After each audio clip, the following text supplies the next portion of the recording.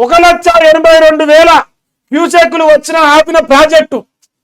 ఇగో ఏం చెప్పనా, ఓడంట cycle తోలుతాడంట, cycle తోలుతాడంట, ఓడేమో పక్కన లారీ తోలుతాడంట. లారీ తోలుతాడేమో లంగంట.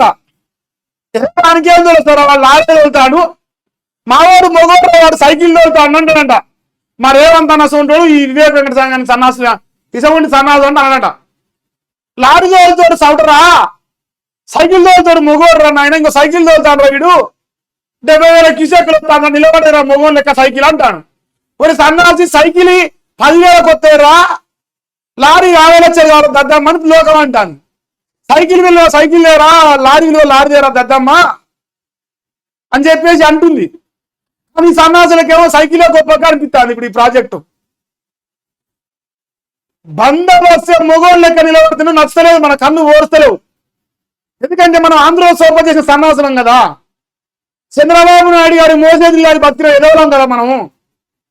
అసలు ఎదవలకు సైకిలే నచ్చుతాయి, లారీలు నచ్చవు, మేడిగడ్డలు నచ్చవు, పౌచారాలు నచ్చుతాయి, పొక్కబడ్డలు నచ్చుతాయి, కూలిపోయిన నచ్చుతాయి, కుంగిపోయిన నచ్చుతాయి. ఎందుకంటే